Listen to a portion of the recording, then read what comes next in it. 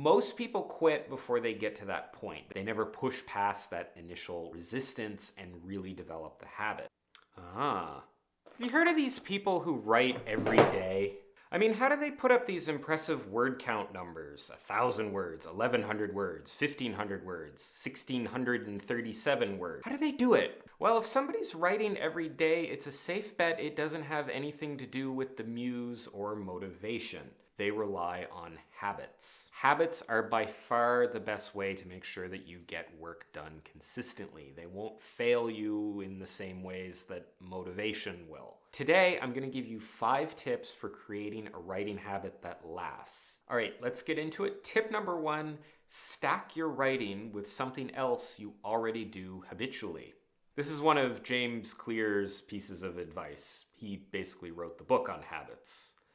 And also the book on atoms, apparently.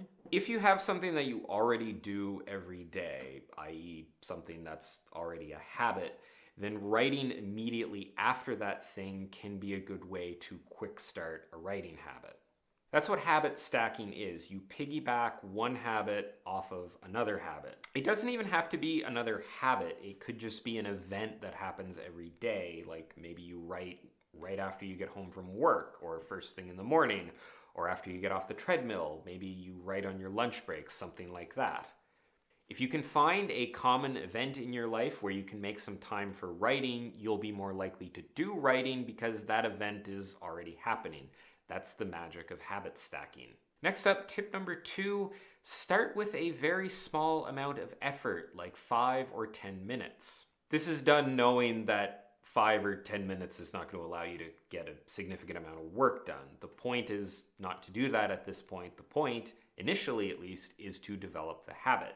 If every time you sit down to write, you're slogging through a 3-hour session, then your mind is going to associate writing with 180 minutes of torture. This association will build in a negativity bias, and you'll be less inclined to start writing. It will be harder to sit down to write.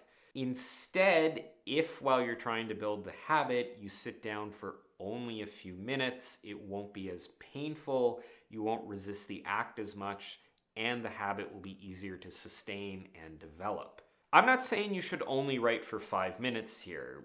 Once you sit down and start writing, you may very well feel like going longer, and that's an okay thing to do. The idea is you're only committing to doing a few minutes as a way to ease into the habit and allow it to develop. Once you get used to doing 5 or 10 minutes of writing, then you can start extending it out to 20, 30, 40, 60, 180, however many minutes you want to do. Tip number 3, make starting every day as easy as possible. Ernest Hemingway famously used to stop all of his writing mid-sentence. That's so that the next day when he sat down to write, he would... This is about making starting a writing session as easy as possible. You are basically doing the work of figuring out where to start the day before. When you sit down, there's no confusion or brain power that you have to expend to get going. You know exactly where you're starting. I don't know if you need to go to the extreme of stopping mid-sentence like Mr. Hemingway did, but maybe you stop in the middle of a scene, or maybe in the middle of a paragraph, or maybe you just jot down some notes at the end of your previous session about where you want to start the next day. This is why when somebody's writing their first novel, I usually recommend working from an outline, because an outline gives you a clear idea of where to start in any given writing session. Next up, tip number 4, build the proper writing environment. It'd be a lot easier to write if you had a nice remote cabin in the woods, or a soundproofed home office covered in mahogany paneling, or a cafe without an obnoxiously loud milk steamer. While those idyllic writing settings are likely not available to you, making sure that the environment you write in is comfortable and free of distraction goes a long way to making a habit stick. Partly because it makes the process more enjoyable, but also because configuring your environment in a certain way to write also gets your brain into the mood to write. If there's a specific room or a specific chair or a specific font that your brain associates with writing, then when you use that thing, you'll be more inclined to write. When you sit down in that chair, your mind knows that it's writing time and it needs to focus on writing, and you'll be less likely to be distracted or go off and do other things.